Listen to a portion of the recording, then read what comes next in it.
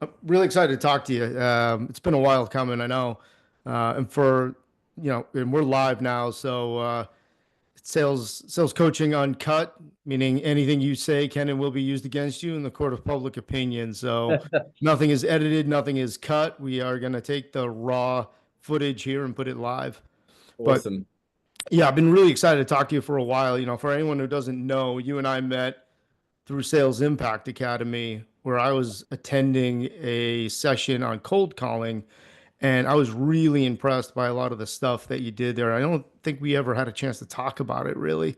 Yeah. So good forum for it. We're going to be able to unpack a lot of that now and pick your brain and really pull apart some of the stuff that I could see from my perspective that you were walking through and doing, having led some of those sessions. I was really impressed by some of the stuff you did. Awesome. Before we get into that, though, I'd love to get a little background on you because we all have these weird pathways of getting into sales. And I saw you Yeah. had an economics background. You went to school for economics, right? Yeah. So I went to university, studied economics, and probably like 99% of people that are in sales, I didn't necessarily have a kind of career plan for getting into tech sales. In fact, probably at uni still, didn't even know it existed. Was no one I knew that was in it. None of my parents' friends were in tech sales. It was just a whole kind of blank industry for me. I didn't even know it existed. Did economics. And I guess like during university, I'm sure it's the same in the US, but in the UK, if you're going to a good, decent uni and you're doing economics or something, you're either trying to become, an accountant, yeah, banker, or go to insurance, one of those sort of financial careers. And I think like as I progressed through university, I think I really understood what I enjoyed was like interacting with people, probably the social aspect that I enjoyed maybe a bit more than the spreadsheets and the kind of maths and the equations and all that fun stuff. So yeah, like weirdly enough, one of my friends who's now in a completely different career, he's actually in the RAF in the Royal Air Force. He basically got introduced through someone at university to this company called Venatrix in London. And they do a lot of, well, I think they still do a lot of hiring for tech sales jobs in London, like BDRs, SDRs. And he needed a job for like a year in between going from university into the RAF. So he like did that, and he kind of just kind of gave me a call one day and was like, "Look, it's great. I'm on all this money. There's all these snacks in the office. I get to speak to people all day long." He's like, "Well, have you thought about this?" I was like, "Yeah, I didn't know it was a thing." So, had a few more conversations with him, and then spoke to Venatrix when I graduated and landed my first job in tech sales, which was for a company called CloudSense. And they're a CPQ company, configure price quote, on Salesforce. Was a BDR there for about a year and a bit. And then they had a new chief revenue officer come in and sort of said, we no longer need BDRs and SDRs. So we were all made redundant globally, which was like a bit of like, oh, great, I've already been made redundant for my first job. It worked out quite well. Had a little nice payout. Went skiing for a few weeks, so it probably was a good thing with hindsight. Came back, got back on the horse, and actually joined Outreach, which is kind of where I really feel like my sales career has kind of started from. Yeah, joined there as an SDR. Had a great manager there, a lady called Caitlin, who I believe you've met as well, Caitlin Kelly. Oh yeah. Yep. Yeah, and she kind of brought me up the ranks, SDR, senior SDR, into SDR management there over the course of a couple of years. Yeah, I was like the fifth, I think I was the fifth hire in Outreach in London. So it was really exciting.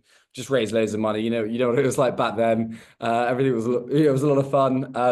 And then, yeah, did my kind of 2.5 years there and kind of felt like I needed a new challenge. I think a lot of people go through this, that maybe your listeners as well, like it's very easy to go from SDR into SDR management, and then you can feel a little bit stuck there because you're like, well, I haven't ever closed a deal, so no one's going to hire me as an AE or into AE management. I can either stay here and kind of try and get to being like a director, but it's all very one-dimensional, that SDR. Well, I thought it was very one-dimensional, the SDR kind of side of things. So kind of knew I needed to take a step back to go forward. So joined HubSpot as an account executive here, which was really exciting. First ever closing role. Yeah, and so it's been maybe 2.5 years now at HubSpot, which is awesome. Went from being an AE in small business, like a senior AE, into like an AE from the mid-market perspective, and now a team lead here. So it's been one hell of a journey, and yeah, it's been really exciting. I've learned a lot, still learning a lot, and that's kind of where we are today. But yeah, it definitely wasn't I wasn't sort of born with a sales Bible like in between my cot and myself or anything like that. But yeah, it's been a journey. Yeah, I don't know anyone who has been born with that sales Bible. It's as the longer I spend in the profession, the more I see that it's far more nurture versus nature. Like Yeah, certainly there's a certain mindset that has you attracted to sales to begin with. Like you said, you liked interacting, having conversations, solving problems more than you did on the spreadsheets. yeah, Obviously that bridged the gap, but I don't know about you. If you go back to those first few months where you were picking up the phones, I mean, I was awful. I was absolutely awful. There was nothing natural about the process with me. yeah, And even still today, I'll get into calls and if I'm out of practice, I'm a mess. Yeah, and it gets old really fast. The yeah. tools, if they stay on the shelf, they get rusty pretty fast. Definitely. It's a proper humbler. And that's why I love cold calling, because you can be the best salesperson in the world and you can still have a dreadful sales call, a cold call, and you get hung up on, you don't deal with an objection properly. And yeah, it's a proper humbler. I think in general, what I've seen is vast majority of people in sales are very motivated. And I think typically they're either motivated because they want to win, and it's like people coming from a sporty background or that competitive background. But you also have some really effective salespeople that just don't want to lose. And actually, I think sometimes that can be just as effective. But as a wider point, it's something that I'm quite passionate about. I think they need to universities, schools need to talk about it like a career. Like, why isn't it? It's paid very well. It's a profession, but nobody told me at school, nobody told me at university this is a career. You have the same old Accenture and PwC kind of trying to get you on their grad scheme, but why isn't Google, Microsoft, why aren't they there trying to get you on their sales program as well? Uh, Yeah. And you yeah. bring up a good point. Is it playing to win or playing to not lose? Like I have an uncommon philosophy on the subject, but I'd love to know your take on it first. Like when you look at the job and you approach it, or when you're coaching, where do you lean into? Is it playing to win or playing to not lose? I personally am a playing to win kind of guy, I Yeah. think. I just, I used to obsess about, the leaderboards being at the top, beating certain people, even like knowing that they're your kind of competition. That's what really probably drives me alongside all those other kind of motivators like, money, etc. Um, but yeah, I think I've definitely coached people and had people in my team in the past who they just are scared of like being bad. And actually, that can be an equally good driver to actually continually succeed. And I think with that mindset, those people are much more willing to self-teach, and they lean into a little bit more around the theoretical stuff and the improvement. Whereas I think people that are just trying to win, like myself, I think I've been guilty in the past of maybe not looking from within. It's just not trying to work out how to sharpen the blade. It's just about doing more stabs, if for want of a better phrase. It's like just do more, rather than trying to get better at what I'm doing. So yeah, what's your philosophy on it, Matt? Well, personally, and I know you read any leadership book or any guide out there, the psychology behind it, people will tell you you want to play to win, don't be risk averse, go all in, confident, lean into what you do well.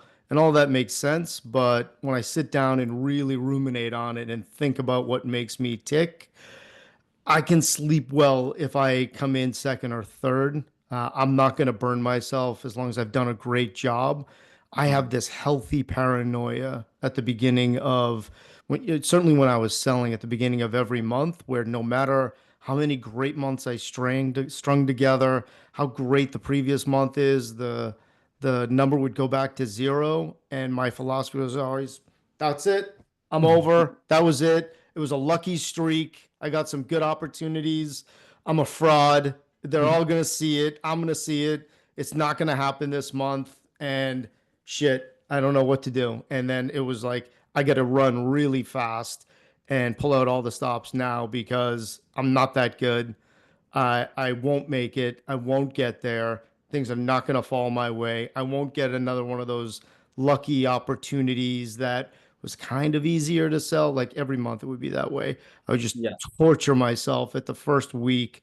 And most of the teams I worked on was on a monthly schedule, not quarterly. So Yeah. this repeated 12 months of just for the first week until I really kind of got momentum moving and put some stuff on the board, it was like, nope, this is it. I'm a fraud. I'm a failure, imposter syndrome, and it's Yeah. not going to happen. And then it typically worked out pretty well, but then didn't matter. First of the month, yep, it didn't work out because of me. It worked out because I got this deal and this thing worked out, and this champion was just really well engaged, and I got somebody that was a customer in the past, and is that going to happen? Is just every every reason in the book to look at success coming in that was other than me. Yeah. Because of that, it was this constant paranoia. I got to do something different. Definitely, definitely. And I think you make an interesting point there as well. I remember reading it in a book once that like it's a slight tangent, but like recessions are typically quite good for businesses, right? Because you start to look within and go, right, the market's not great. What do we need to change? Where are inefficiencies, et cetera, et cetera. And I think that applies a lot to sales as well. I think if you have too long coasting and, let's say your quote is quite nice, the market's nice, the company's growing really well, and you do naturally become very lazy and you lose touch of the things that made you successful in the first place. So, I think a lot of people listening to this podcast have probably, safe to say, had a tougher year this year than they did last year, or especially 2 years ago. So it's a good opportunity to actually work out what part of my process is working, what's not, and where do I need to kind of optimize, get better and stuff. It's very easy to be like, oh God, my quotas are unrealistic. They're trying to, I don't know if I can swear on this podcast. I'm going to try and find another phrase, but Fuck yeah, of course you can. management trying to fuck us over, they're making our lives harder, etc. Whereas Yeah. actually, that applies to everyone. Everyone's in the same boat. You've got to look. You've always got to look from within. Am I doing enough activity? Is my sales process being run better enough? And I think that's where triple session comes in so much. And you need to be doing stuff like that, teaching yourself, learning, improving. Otherwise, if you're not going forward, you're probably going backwards. You just don't know it yet, type thing. Right. And now that 2024 is pretty much in the books, we can already see that this was measurably a harder year. If you look at rep view quota attainment numbers, they're Yeah. all flat or negative. If you look at capital investment market, I follow a lot of the data on Crunchbase, really down compared to even last year. And last year wasn't that great either. So Yeah. there's just less money flowing through the system. And we Mhm. see it. There are a lot of layoffs, a lot of good people who have been laid off, looking for jobs, leaders that I know out of work. What do you expect for 2025? What's your crystal ball tell you as far as what might be coming up for next year? There we go. What is my prediction? So my theory, and again, well, I did do economics for university, but that was a long Yeah, time. you got to go back to the degree. Yeah. Yeah, so I work the UKI market, so I mainly look, inward at the UK. So what's happened recently, there's a lot of uncertainty about the election this year. We had a budget, and that budget has probably not been seen as being particularly great by the market. Inflation slightly increased. Obviously, the US election as well, which creates a lot of uncertainty. But it feels like those events are out the way a little bit. I think it's going to be everyone it's going to be bounced back in January to just the glory days? Probably not. But I think come January, now all these kind of uncertainty events like the elections are over, I think people are going to start making decisions. They're going to have a horizon that's a bit more stable. I think, you're the business owner, Matt, not me. I think businesses don't really mind what a landscape they're operating in, as long as they know what landscape that is. I think it's hard to make decisions when you don't really know what's going to be going on.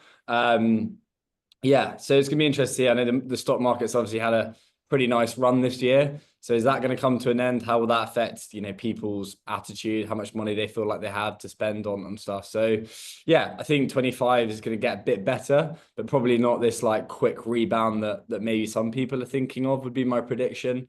And I think it looks like AI is not going away. It's not going to be one of these phrases that just, become a bit of a thing and then they disappear. I think it's all going to be about AI as per usual. So I think, yeah, I mean, I'm even seeing it now at HubSpot, like the amount of customers that just want to talk about it. You're like, what do you mean? They're just like, talk to me about your AI capabilities. It's like, well, why? It doesn't solve any of your problems, you know? And Yeah. it's just that everyone's a bit obsessed with it at the moment. So we'll see how that shapes up. But I think companies that maybe aren't utilizing AI might be left behind a little bit. But yeah, I don't know. That was a bit of a waffle, but what do you think? Uh, so the data that I look at points to 2025 being actually a bit harder than 2024, which nobody Okay. wants to hear, obviously. Be Um, optimistic, Matt. yeah, yeah. Merry Christmas, everybody. That's it. See you. Yeah. Yeah, so if we and again, I hope I am completely wrong on this, but I was talking a lot about this a year ago about how 2023 wasn't that great and how 2024 would be more difficult. And it turned out that way for most businesses I talked to. And the trend is still going down gradually, but going down. The reason being, and we're going to put everybody to sleep here for the next couple of minutes, but the economist in you will appreciate this, I think. If we follow the money and understand, every business is really fueled by revenue, investment, or borrowing. That's how they bring in money. And if we peel back the onion a bit to understand where revenue, investment, and borrowing come from, most of that comes from people in their 50s and 60s that fuel the capital market. Guys like you and me, we just don't have the money because we're spending it on houses, on cars, me on kids. I got three kids that soak up everything. So it's like spend, spend, spend, don't have a Yeah. lot to invest. But when you hit your 50s and 60s, house is paid off, kids are gone, you're making a lot of money because you're still in the workforce. So you pump it into the capital markets to get a return. Demographically, the biggest chunk of your country and my country, the biggest capital markets in the world, are moving into mass retirement right now. So it's just the demographics are changing where baby boomer generation moves into retirement. You pull your money out of the market and you stick it under the mattress or into something very safe like treasury bills, bonds that do not fuel the business world.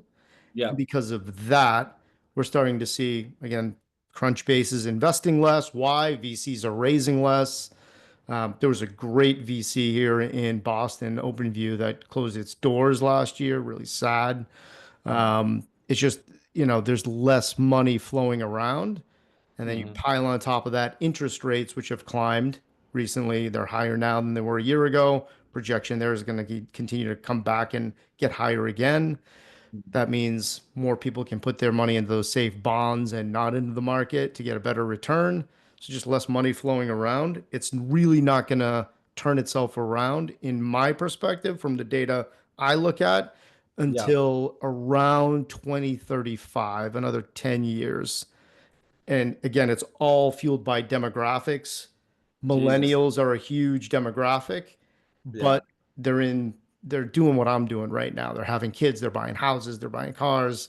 They're not investing a lot. It won't be until they hit their 50s and 60s that we Yeah. start to get back to that 2005, 2010, 2015 market of tons of capital, really cheap money, money, money, money, spend, spend, spend. Businesses have a lot on the balance sheet, and then we are in the golden era again.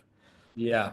Yeah, that's a very dour prognosis, but Yeah. hell, I hope I'm wrong. I'm leading a business that fuels sales, so Yeah. great for me to have a boom, but the way we've organized the business is really more around the bust. Yeah, it's an interesting point of view, and I think it's quite damning, isn't it? Thinking Yeah, it's a got to wait little on bit. 10 years until I can start to cash in this stuff. But yeah, and I think, but I guess also on that point, yeah, a harder market doesn't necessarily mean there's not any money, right? So I think the right sort of businesses, like you say, Triple Sessions, HubSpot, they can operate. They're gonna make some money, and think it'll be fine. I But think yeah, HubSpot is terrifically aligned for more of a bear market than a bull market, purely because of the efficiencies that the business creates of consolidating a bunch of different stack across the board, put everything on one bill. It's going to be lighter, it's going to be more cost effective, it's going to be more efficient when you're working on it. comes in mostly under what some of the bigger, older legacy CRM. I don't want to hate Yeah. on Salesforce. It's easy to pick on the giant, but it's a great platform that comes in less expensive typically. And then when you don't chop up, this tool for this and this one for that, you just put it all together, you can save a lot. So when you look at cost savings and efficiency and working a business model that really makes the most out of every dollar, pound, euro, HubSpot's a great position for that. Yeah, no, I fully agree. I fully agree. Something you mentioned that kind of stuck out to me. I want to go back to it. You said, you started as a BDR, but then your career really started. You spent a year, and then it really started when you went to outreach. What happened in that first year that you kind of discounted as a lost Yeah. year, it sounds like? Yeah, it's interesting you asked that question, and I didn't think much of it when I said it, but there is quite a lot to it, and this is going to sound like probably a weird answer.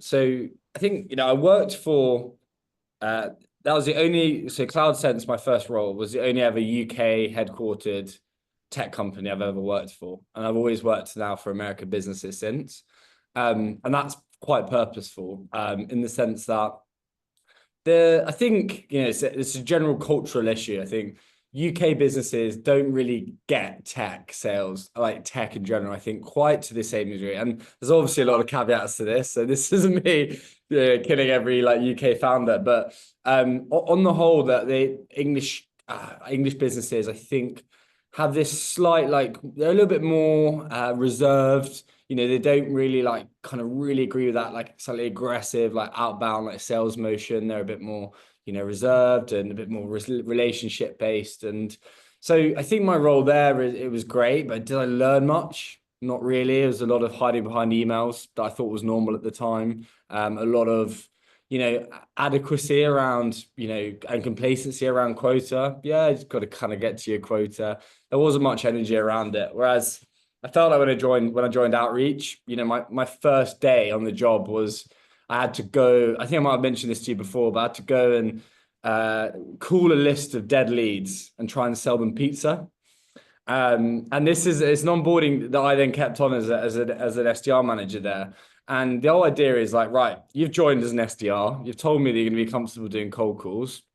Go away and now call all these people and try and sell them a pizza. And you're probably thinking, yeah, but you didn't work at a pizza company. How can you do that? But the idea, if you got them to agree, you basically just say, don't worry about your card details. You pay on delivery. I'm going to send you a pizza from Papa John's or Domino's or whatever you could see was down their road.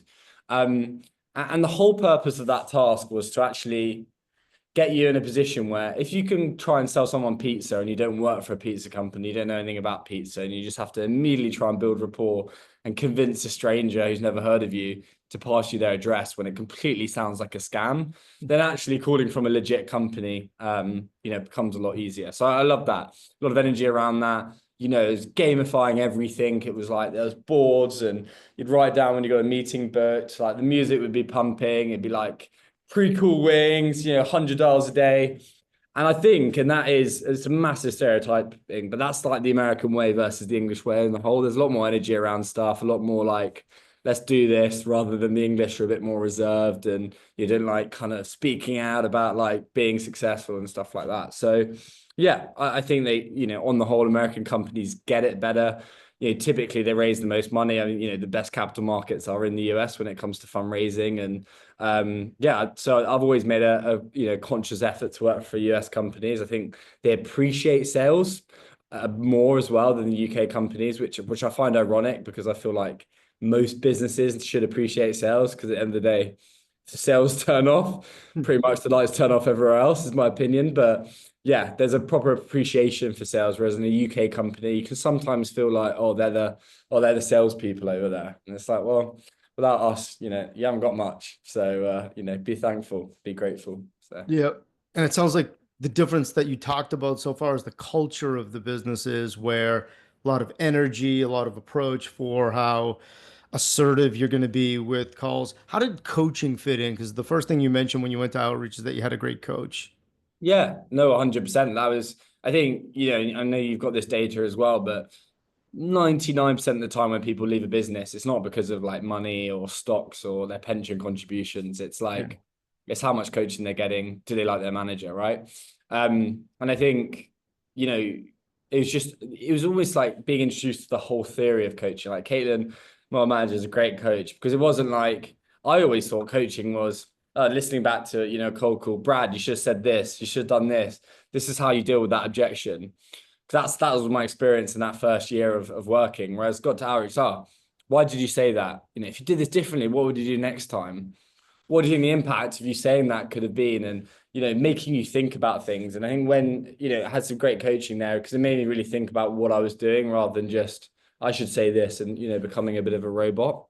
We'd have, gosh, how many cool? I'd probably have 3 hours of coaching a week, which was awesome. And I know a lot of people listening to this won't have anywhere near that amount. So I was very lucky, but I would say if I'm good at anything, it might be pretty good at cold calling ish, and that's just down to just how much time it was put into the coaching and practice and gong calls, listening live, like helping people. So yeah, the coaching had a huge impact, and that's why I'm partnering with you guys. I love coaching. It's a huge part of the job. So you had 3 hours a week of one-on-one coaching, or is there team training in there too, or is that in addition to the 3 hours? Yeah, so probably an hour of team training, Yeah, and then probably two role plays, half an hour role plays a week. So that's 2 hours, and then yeah, probably two call reviews a week, two half an hour yeah. call reviews. So yeah, 3 hours in total with obviously an hour of team training in there. Where did you see the fastest acceleration in your skills, your process, your approach, like the stuff that drives performance? Where did you really move the needle the most? Yeah. So I think you can probably categorize coaching into, especially for an SDR, into like three main buckets. You've got like, well, again, it's not the official words for it, but the kind of pre-theory, it's that like teaching bit at the beginning of like, it is very much, and then we used to have diagrams to this. It's like, Matt, this is what you should say in a cold call. This is the cold call script. This is how you do an opener. When you might have never actually done a cold call before. And then you kind of move into like bucket two, which I think is a bit less prescriptive, a bit more, hey Matt, like how do you think you did on that call? Like what would you do differently next time? And that's a little bit of a two-way thing, the coach kind of guiding you on where you should be thinking and stuff. And then I think ultimately the third part of coaching, the coach really just facilitates it. They're not really giving their opinion. They're letting you have a forum to really understand where you went wrong. Because when you're a certain level at something, deep down you know where you've gone wrong, but you just need someone to help you like uncover that. Where do I think it had the most impact? I think all of it had impacts at different points. I think if we're going to get granular around it, for me personally, I think listening back, well, two things: listening back to like a gong recording or a triple session recording, should I say, and kind of just pausing, every 30 seconds and just asking those questions. Why did I say that? What would you have said differently next time? And just make you think about it rather than just be a robot. But then the second one is like role plays. I think especially when it comes to something like cold calling, you just can't beat a role play. There's always an issue with role plays where it becomes a bit predictable. And, the whole idea of a role play, right? The whole idea of a cold call is it's the least predictable thing ever. So it's really important there for the coach to be able to throw in enough different types of objections and hold firm on that. But yeah, so I'd probably say either kind of role plays or listening back to call recordings are two great ways of doing things. Yeah. And with all that experience, so it sounds like you have a formula where you really have optimized and dialed in. You felt it, you've experienced it, you've grown from it, and now you're using this. When you get someone brand new to your team, so it is your first week of working with a new rep, Yeah. are you like having a different conversation with them? How do you align with them and set expectations on how you coach and why you coach a certain way and what they can expect working from you? Yeah, I think that's, how long have you got? Because there's so much to be answered in that question. And where I've seen it, like with SDRs, SDR teams in the past, is from that real first couple of days, it's kind of getting that almost like mutually binding agreement of like, what's expected from you, what's expected from me, what are our responsibilities here? And there's actually a whiteboard there, but I won't try and whiteboard out because you probably won't be able to see it. But you always work, for me, you work backwards from the end goal, right? And let's say, for argument's sake, I think when I left Outreach, our targets were 10 like sales accepted leads per month. So basically 10 meetings that SDR books in that the AE say, yeah, that's an opportunity. So that's the overarching goal. And most people coming in just think of that. They're like, oh, got to book 10 meetings a month. And that's overwhelming. That's when people start to panic. They're like, shit, what do I need to do this? And it's actually incredibly simple because you just break it down, right? Again, there's only certain things that an SDR or a BDR or an AE can do to control that. It's like, how many calls can they make? How many emails can they do? How many LinkedIn messages can they do, right? And so at that beginning point, there's not going to be much data because we don't know that SDR, what their conversion rate is going to be at each point. Whereas you can kind of see typically across the teams, what that might look like. So you break that down and say, we're going to set these KPIs because I know if you hit these KPIs, you're going to hit your 10 meetings, right? And, we know that every 50 calls you make, you're going to get 5 people that pick up. And for every 5 people that pick up, you're going to book a meeting for argument's sake. Therefore, we need to do X amount of calls per week to hit that. So that's the first point, is that KPI side of things. And a lot of SDRs, organizations stop there because there isn't enough coaching. They just go in, do that. But then the job of the coach is actually to say, for that set amount of KPIs that you're doing, how can we actually improve the results you're getting from it? And that's when you're looking at stuff like, what is your call conversion rate? All right, only 10% of the calls that you connect with, you book in. So there's a room for improvement there. Boom, coaching, measuring. Like, let's see in 3 months, how much can we improve that? So it's actually, I take quite a scientific kind of approach to it from that perspective. And yeah, you just want to get the buy-in from that SDR to say, look, I've done this with 10 other people. I know the formula that works. You've got to do this. This is your kind of commitment. I promise you I'll do this and I'll work with you and I'll coach you and I'll put the time in so that you can improve these. Is that a deal? And I've never really seen an SDR that hasn't given 100% effort fail. Is that the right way around? Because if you put in the effort and you're willing to learn, it's not really rocket science. It's just like effort versus quality equals like output.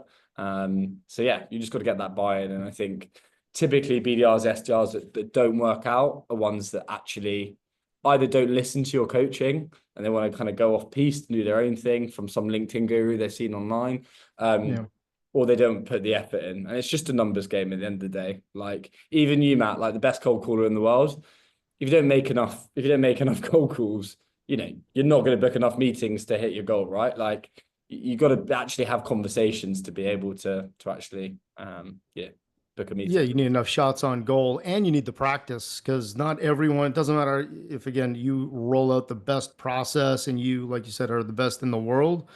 It's just not the guy on the other end of the line just might not take it no matter what you say, what you do, Yeah, not going to get it happen. So you need to put the shots on. You need to have that volume. You need to give yourself enough opportunity. So it's not yeah, sexy to talk about activity and volume and doing yeah, the grunt work, but man, it's such a key piece of the job. And something you were saying there got me thinking about, I got obsessed about this topic last year, yeah, productivity. How do we, what are the things that really separate the best in class from mediocre or people that fail? I got so obsessed with it. So I did a lot of research. I'm like, where is the elite performance? Where can I find it in the market?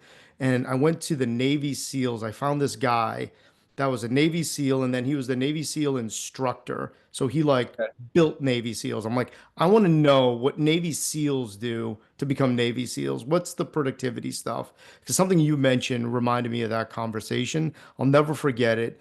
Because he went through and he's like, when I went through the training academy, they call it BUDS. Mhm. I was like, I wasn't the guy you would point to be the one that was going to graduate. I didn't look the part. I wasn't like that NFL linebacker look. I was just Yeah, like an average looking dude. So I'm like, so how did you do it? What's the process? And the thing that he said that stuck out to me more than anything was I kept my world small. He's like, they call it hell week for a reason. It's hell. It's like they don't let you sleep. You're up all the time. You're jumping in the ocean. It's, 12 degrees centigrade. It's like you're going against it. And that's where most people fail. It's like the only thing I did was looked at the job in 6 hour chunks. They had to feed me every 6 hours. And that was a reprieve. It was a break. It was something I could work towards. I wasn't thinking I have to get through the week. I was thinking, Yeah. I got to make it these 6 hours. I can make 6 hours. And Yeah. just looking at the job that way. So what you mentioned, the goal was 10, but the goal really isn't 10. The goal is one every other day. Yeah. And then if it's one every other day, what do I have to do to get one every 2 days? And now Yeah. over a 2 day period, I have all these calls, all these emails, all these LinkedIn's. Like I have a lot of time to get that one over 2 days and a lot of different levers to pull. That's manageable. Can you get one every 2 days? Yeah, I can get one every 2 days. So don't think about doing 1,000 push-ups, right? Do one push-up and then do another one and then another one, and then we'll take a break when we need it. But you'll make Yeah. 1,000. You'll do 1,000 eventually.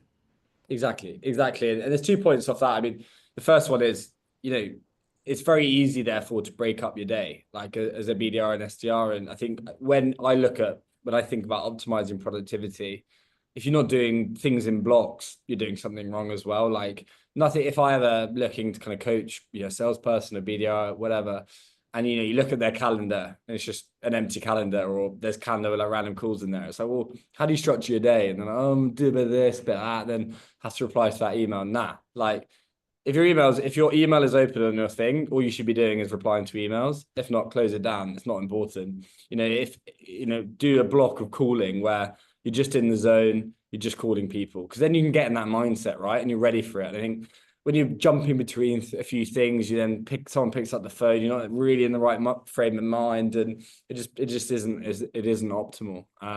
So yeah. And I think going back to your Navy SEAL thing, like I ran a marathon beginning of this year and did like this whole kind of like training block on it. And the ironic thing is, you're training for a marathon. You never run a marathon until the actual marathon you do, right? Right. And which to some people is like, that doesn't make any sense. And I remember speaking to my like grandparents about it. They're like, how do you know you're gonna be able to do it? So you're like, but the whole idea is these things are formulated so that you're kind of working on your speed on one thing, your distance on another, and you're building up that mileage so that you can peak at that time. And that's in a weird way the same as what you're doing. You're building up all the ability to then boom, be able to convert that meeting when it arises. We're like kind of like picture right now, there's like fairgrounds where the ducks like pop up and you hit them with a hammer. But that's the kind of thing, right? You want to just get into a position where the minute that a meeting does arise, you've got the opportunity to convert it. Yeah. Before you got into leadership, when you were still carrying a bag full-time AE, did you already know that you wanted to move into a leadership role, or was there a manager that tapped you on the shoulder and said, "Hey, Brad, I think I know where you should go next"? Where was the motivation or the pathway coming from? Yeah, I think to be honest, like if I'm being perfectly honest, I think my initial kind of wanting to get into like a team lead and more of like a management position mainly came out of that like desire to progress and thinking like, all right, what can I actually do here to progress, rather than any kind of romantic idea of like, I love doing this, I want to think about the strategy. It was like, right, what's the next step, where can I get to it?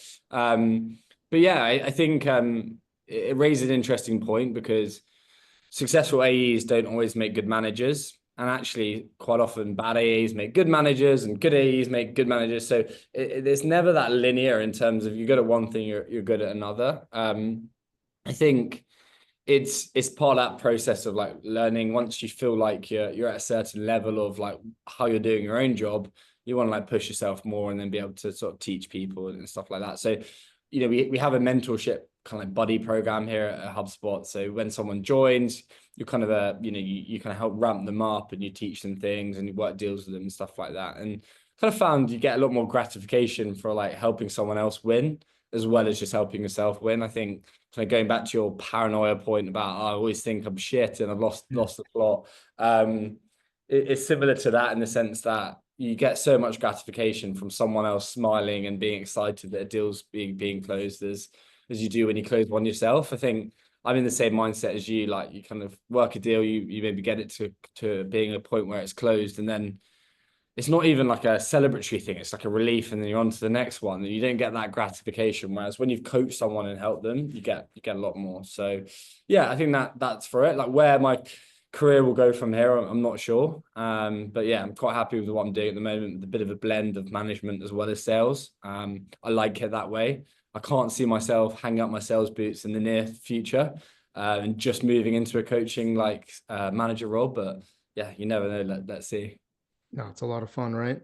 Yeah, Especially now in this kind of an economy where it is challenging. So not everybody can do this job. There's certain companies where you hit it at a certain time and the market's booming and the product is so good and marketing is on fire. And you see even mediocre reps just absolutely crushing it and making a fortune, right? yeah, It's not the situation we're in right now. So it's really, really fun to see reps thrive in this economy, in this environment, especially when they could build their own pipeline and take an opportunity from zero outbound all the way through. It's a lot of fun.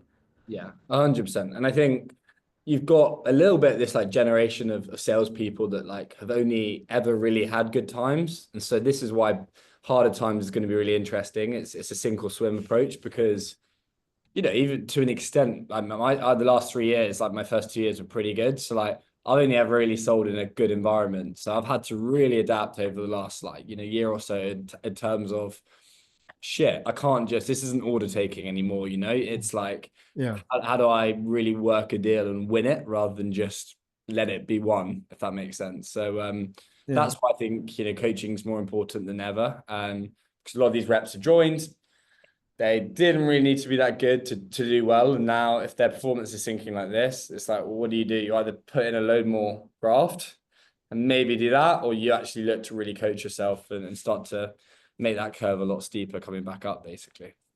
So you mentioned something interesting a few minutes ago. You said that you could be a great rep and a shitty man. I'm paraphrasing, a Yeah. great rep and a shitty manager, or a not so great rep but a great manager. What do you think those skills are that make a great sales leader a great sales leader? If they're not, I think a lot of people, and especially, companies that I walk into and I work with and I help with coaching, Yeah. oftentimes is, oh, we're just going to promote the best rep. And the best rep is going to be a manager, and we're going to say, hey, go make more people like you because you know how to do the job. And sometimes it works, sometimes it doesn't. What do you Mhm. see as those core skill sets or the attributes that make a great sales leader? Yeah. So I think the first, probably the most important one, emotional intelligence. I think you need to understand where to be able to push somebody and get better more out of them, and when you need to actually step back a little bit, give them a little bit of space, a little bit of softness and kindness. And I think a lot of people don't get that wrong. And I've seen a lot of the very, very best salespeople don't have a huge amount of emotional intelligence because sometimes they're just a robot. They just have a process like they just get on with it. And so when they then get into a management position, they're like, why aren't you just working till 8 o'clock making cold calls? And they don't get it. And you've got to have a bit of emotional intelligence, around that. I think, someone, and I don't know what the right phrase is, not a perfectionist, but another attribute of a sales leader is like wanting to get the very best out of people. So like the best manager I've had here at HubSpot, a guy called Errol.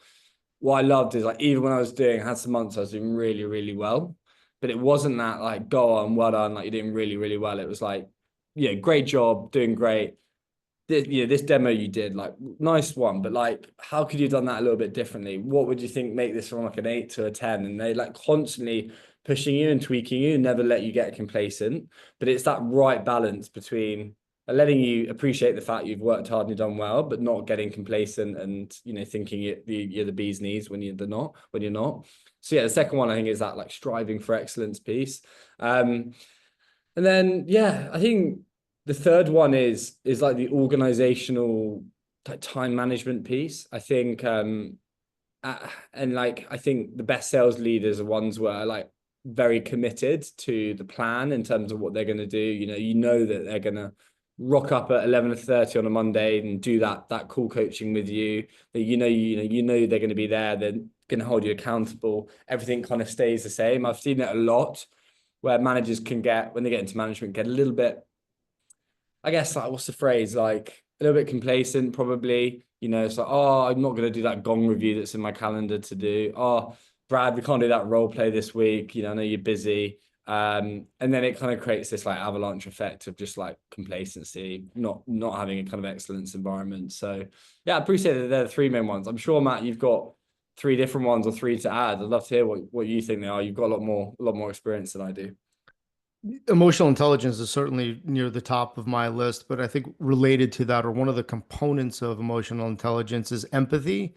And, obviously we want great salespeople to have a high degree of empathy, but to your point, what you were mentioning, we see a lot of great salespeople that just have this constant, frenetic, high energy, go, go, go, and they can just push their way to getting great numbers.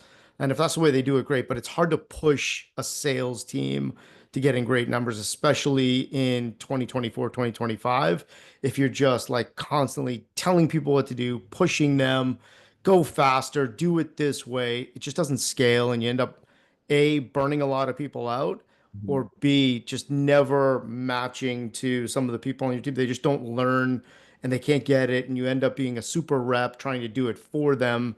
Mhm. Because if you're that kind of a sales rep and now you're a manager, you just want to grab the wheel.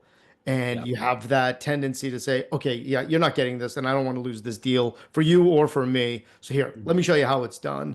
And then they do it again, and then again, and then again, and they're always running around, but you can't do that for seven, eight, nine reps. It doesn't scale. So I see that as something, if you have that empathy and you have that persistence and you can connect and be a bit more patient to let people fail. Mhm. And that's another one that's balance between patience and persistence, Yeah.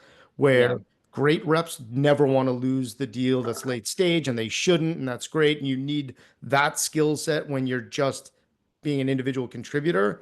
Yeah. As a manager, sometimes you just got to let somebody fail and not take the wheel. And yep, they're not doing well, but I can't jump in and save them here. This is a coaching moment, and Yeah. it's going to go bad. It's going to get ugly. And I just going to have to go back to them later and use it as a learning tool. It's an investment for their future growth. Yeah. And playing that long game with people is hard for a lot of A player alpha reps to just have that level of patience that you need sometimes to develop people. Yeah, it's really interesting you say that. And I remember being taught as some sort of management training at some point, and they kind of talked about how you've got A players, B players, and C players in every organization. And your job as a manager is to spend, the vast majority of your time with your A players, making them an A star or an A plus player. The rest of your time taking a B player and trying to get them to being an A player. And you really shouldn't spend any time with your C players because, and that's often the opposite way around of how managers do it. They go, got this team, five people in my team, three are crushing it, two are crushing it, two are doing, okay, and one's pretty shit. And they go, let me spend time with that person who's dreadful. Spend all the time with them, there's massive paraphrasing. And then you spend all the time, the other four reps just feel like, well, they aren't getting attention, they're not getting pushed. A player leaves to another company to get more money. The B players get a bit complacent and end up kind of falling down the pack.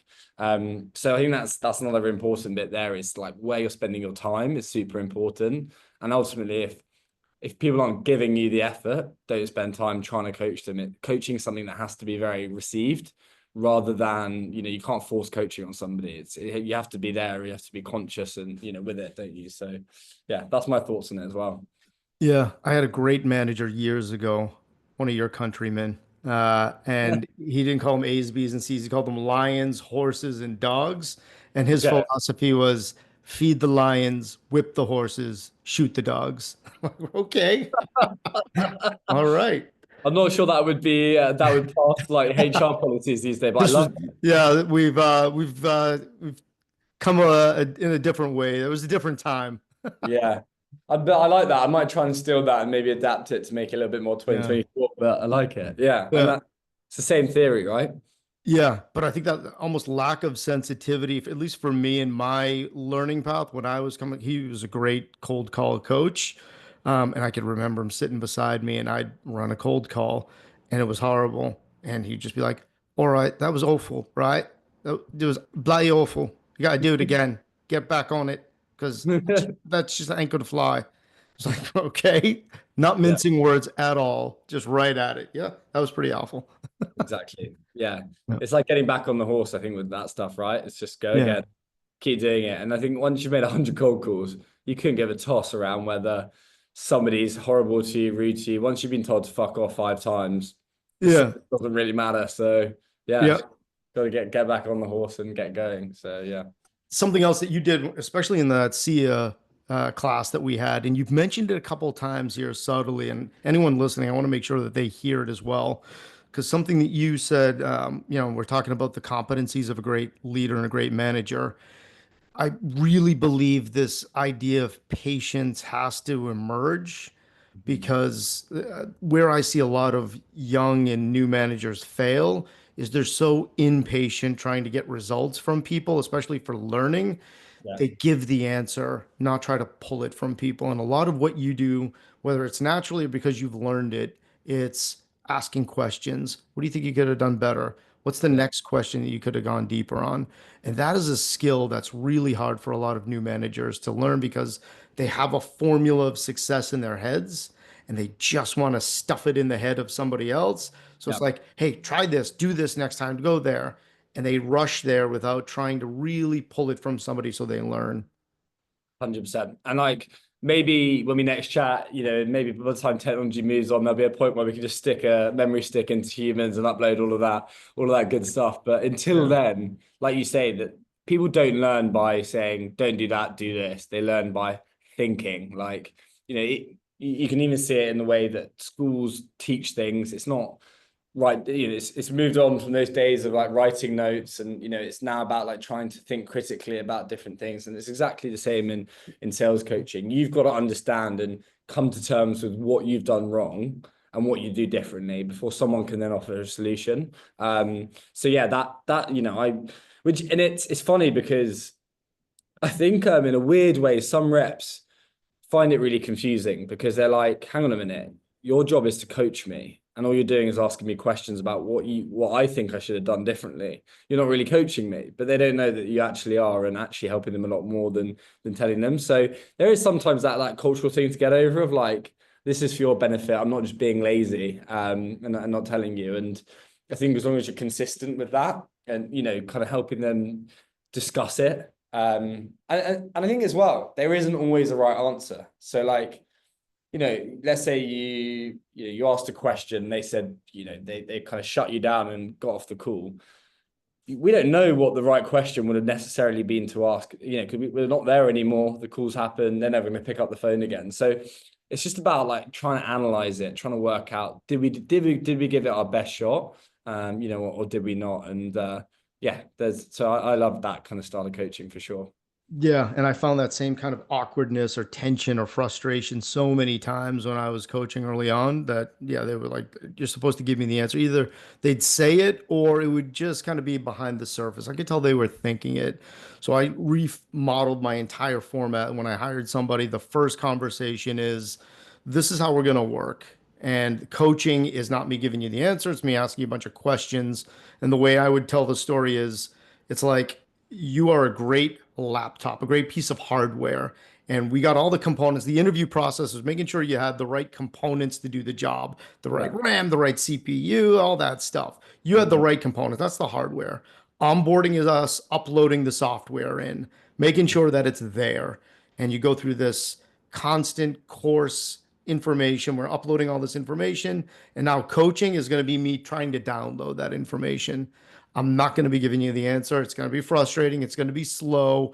I'm going to be thinking I know what the answer is most of the time, but I'm going to be Mhm. asking you to do the work. And you're going to hate it. It's going to be frustrating. And you're going to want to have me just tell you the answer. And eventually we might have to get there. But Yeah. if we could avoid it at all possible, we will. And I found that that diffused a lot of it, just setting the expectation early with people. This is how it's going to roll. Yeah, 100%. Always goes back to kind of setting the right expectations, isn't it? And getting that buy-in. You're so right. And actually, I can't remember the name of what it was called, but we used to do this thing at Outreach where we hired somebody where they had to do like a test.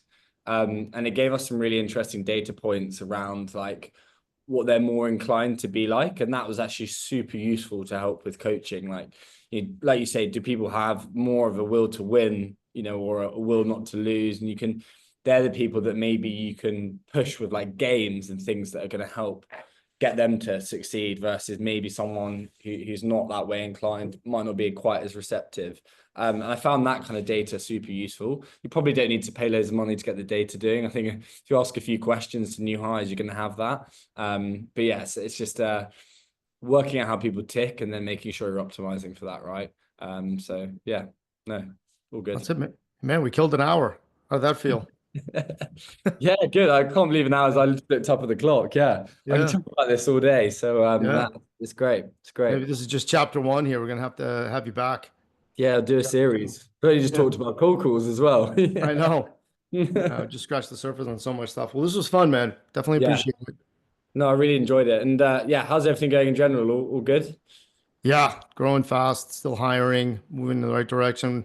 You mentioned it, AI. Once we really start to sharpen the tool and really build in this AI modeling of coaching that informs what people need to do the practice on, it started to change the game for us. So, Yeah. Oh, yeah. that's sick. Yeah. Well, Yeah, look, I don't have a good prognosis for 2025 for most. For us, I'm feeling pretty good. that's good. That's good to Yeah, hear. And yeah, look, if you want me back on the podcast at any point, just let me know. We can chew into another topic, but really enjoyed it. let's do it. All Yeah. right, my man. Thanks so Good to much, see you Matt. again. Yeah, See ya. good to see you. Catch you soon. Cheers, Matt.